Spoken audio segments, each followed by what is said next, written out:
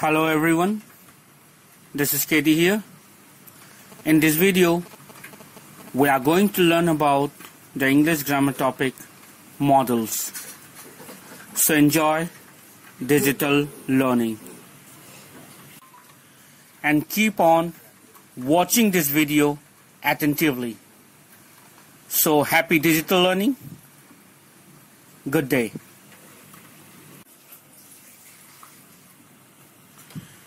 Now we are going to discuss models. I am going to explain in this video what are models, what are the various types of models and its uses. So attentively watch this video from beginning to end and understand. So let's start models. Modal verbs are a kind of auxiliary verb. They facilitate the main verb for suggesting potential, expectation, permission, ability, possibility, and obligation. When used with the main verb, modal verbs do not end with s for the third person singular. Modal auxiliary verbs never change form, but they have a different form for past tense. So, this was just the introduction I have given to you about models.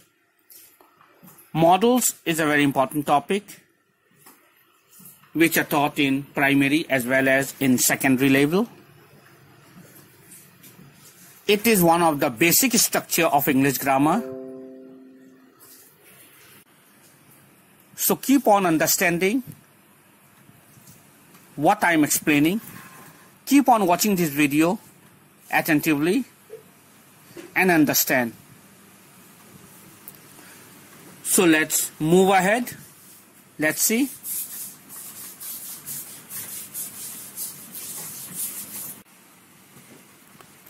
Modal verbs. First of all, we are going to see what are modal verbs. Modal verbs are a special kind of helping verb. Point to be noted. Modal verbs are a special kind of helping verb only, which are also called auxiliary verbs. A modal verb helps the main verb to express the mood of the subject, and at the same time it can indicate possibility, persuasion, ability, willingness, etc. Some examples of modal verbs are can, could, will, would, may, might, must, should.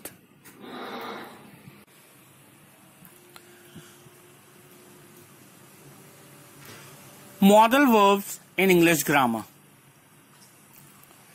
The modal verbs in English grammar are can, could, may, might, must, need not, shall or will, should, ought to, etc. They express ability, permission, possibility, obligation, etc. So we'll learn about the uses of modal verbs and their alternative forms in English grammar. So this was the modal verbs. So you have now formed a perfect idea about what are modal verbs. Now move ahead. Different types of modals verbs we have. Let's see.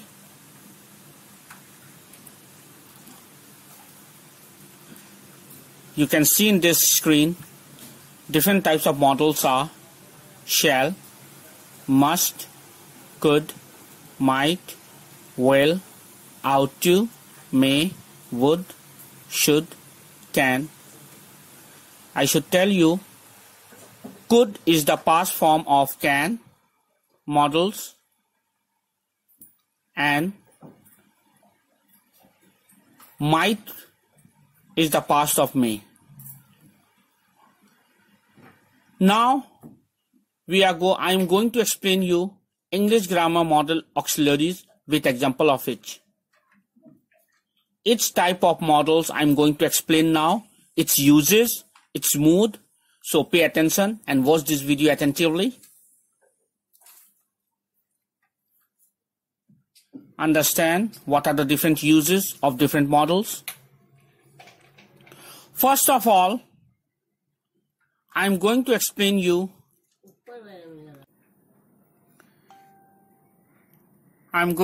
you can see on this screen can, the model can,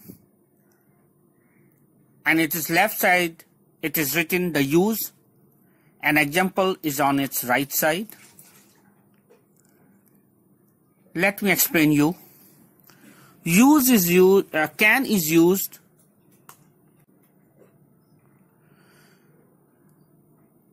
for ability to do, which is in the present form. I have already told that could is the past form of can and can is the present form of could. So we use can for the ability to do. For example, I can speak English. Can is also used for permission to do something in the present form. Example, can I go to the cinema? Can is also used to make request. Example, can you wait a moment, please? Can is also used for offer. Example, I can lend you my car till tomorrow. Here it is the offer. Can is also used for suggestion. Can we visit grandma at the weekend? It is a suggestion which has been given with the help of can. Now possibility. Can is also used to establish possibility in the sentence. For example, it can get very hot in Arizona. This is the possibility the speaker is thinking. So I hope you have understood the use of can. Now let's move to another model, could. Could. On the screen you can see the model could, which is the past form of the model can. Now let's see the uses. Could is used for ability, but in the past form. For example, I could speak English. This is the ability, but in the past form. For permission to do, but this is also in the past form, mean the substitute to be allowed to. Example, I could go to the cinema. Could is also used for polite question. Example, could I go to the cinema please? This is a polite question. Could is also used for polite request. Example, could you wait a moment please? This is a polite request. Could is also used for polite offer. I could lend you my car till tomorrow. This is politely lending something. Could is also used for polite suggestion. For example, could we visit grandma at the weekend? Could is also used for possibility. Example, possibility in the past. You have to keep in mind possibility in the past. Example, it could get very hot in Montana. That's mean here the possibility is shown. So this was the uses of the model could. I hope you have understood. Now let's move to another model.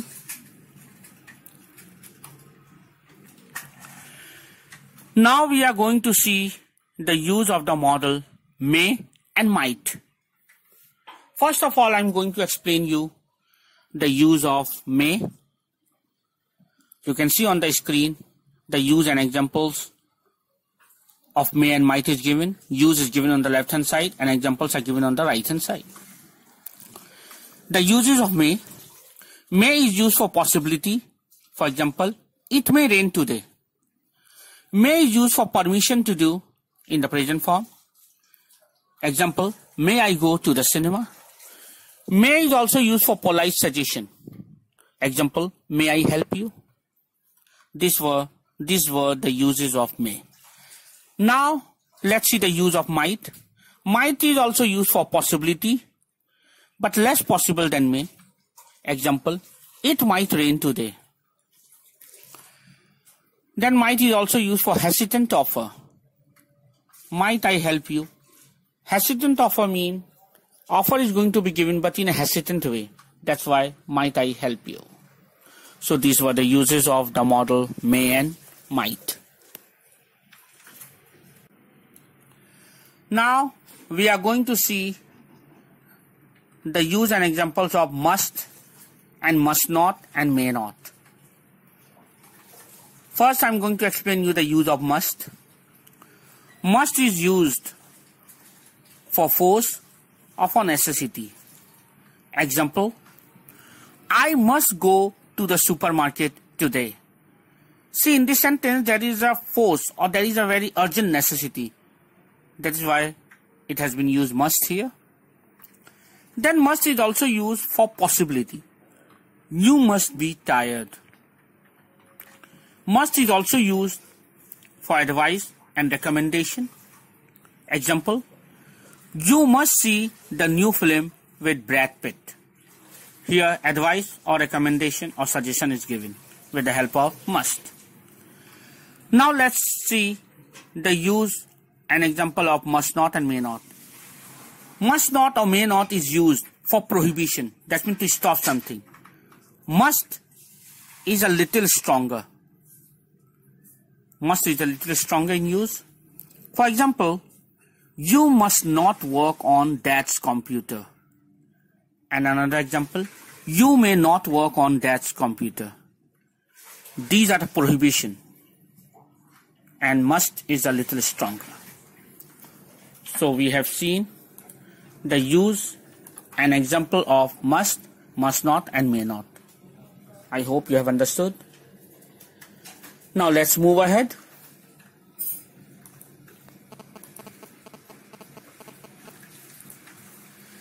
Now come to the use and example of the models need not or ought to. Now I'm going to explain you the use and example of need not. Need not is used for the instances which is not so necessary. Which is not necessary, we use need not. For example, I need not go to the supermarket. We are going to the restaurant tonight. Now let's see the use and example of ought to. Ought to is used similar like should. Ought to sounds a little less subjective. Ought to is used for advice. Example, you ought to drive carefully in bad weather. Ought to is also used for obligation. Example, you ought to switch off the light when you leave the room. So here we have seen the use and example of need not and ought to. I hope you have understood.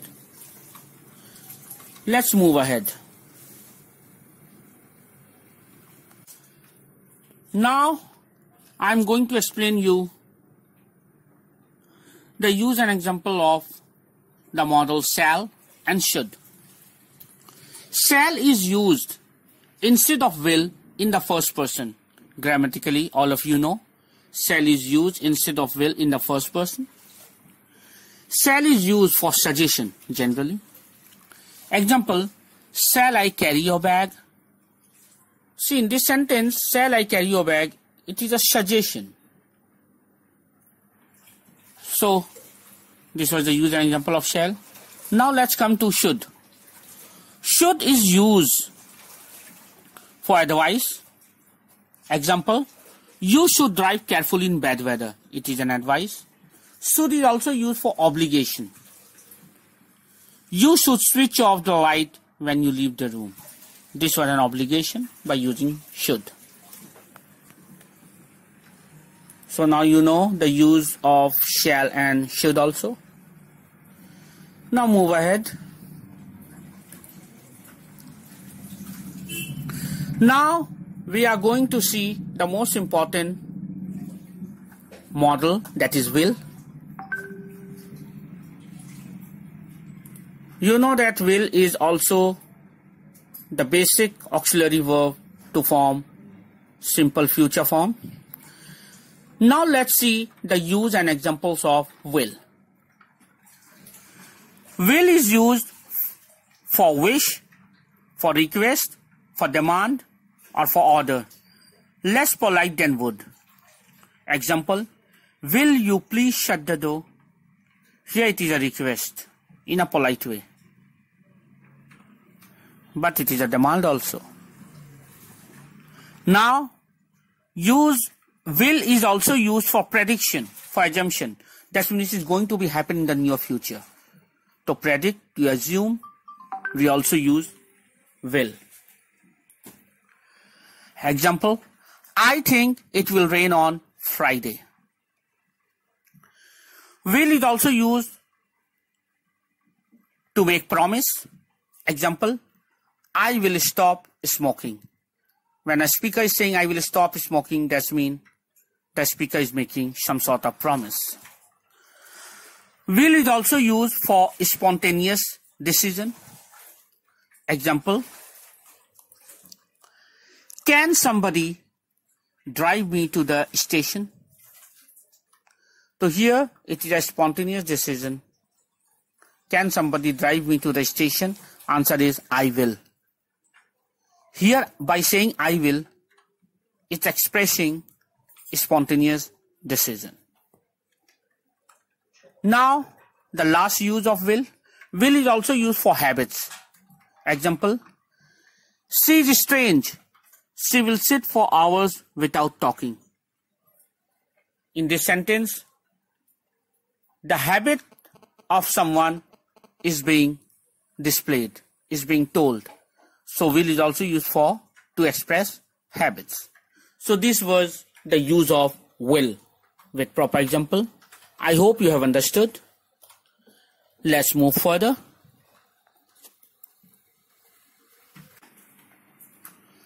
Now I'm going to explain you the use of would. Generally it is considered that would is the past form of will. Now let's see the use. Would is used for wish and for request. More polite than will. Example, would you shut the door please? It is more polite than will. Now would is also used for habits in the past. Example, sometimes he would bring me some flowers. So this was the use of would.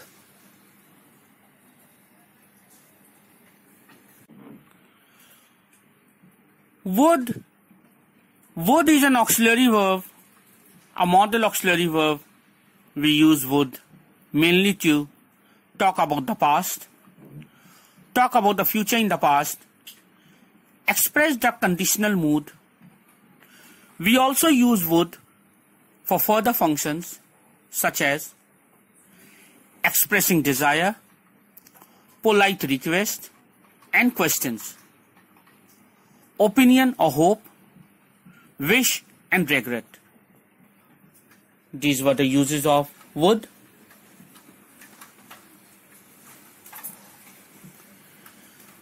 Now let's see here structure of would. The basic structure of would is subject plus auxiliary verb would plus main verb. Note that the auxiliary verb would is invariable. there is only one form, would. The main verb is usually in the base form, that is, he would go. So, this was the use I have shown of would.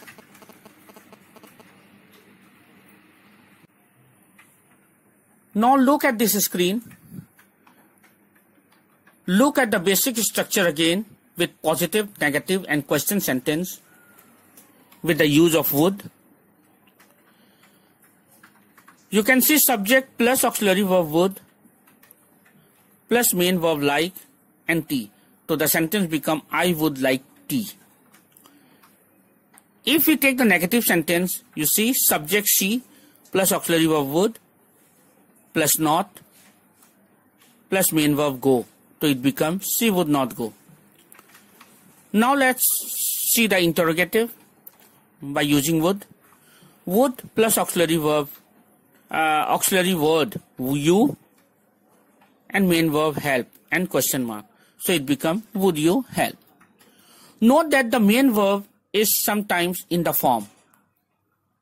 So have plus past participle, he would have gone, and be plus ing, he would be going. So these were the uses of would. I hope you understand.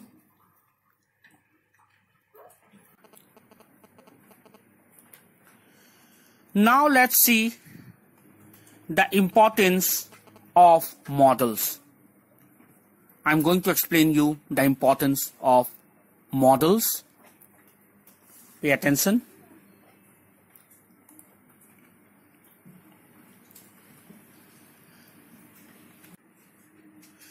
There are lots of ways to communicate thoughts and ideas while talking, depending on the intention of these ideas.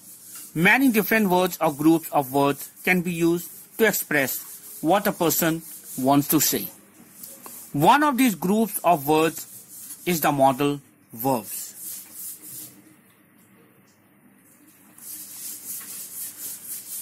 The modal verbs in English are very particular. They share some characteristics that make them unique, but all of them have the same principle in common. They talk about modality, which is the attitude the speaker has about the situation he or she is describing. This means that by using the modal verbs, a person is able to communicate different claims while stating the commitment they have to those claims. So, I hope you have understood what are modals. You have understood its uses with proper examples. I hope I have did my level best to clear your concept and doubts about modal verbs. I hope you have liked this video. Thanks for watching this video. Keep on watching my video. Happy digital learning. Goodbye.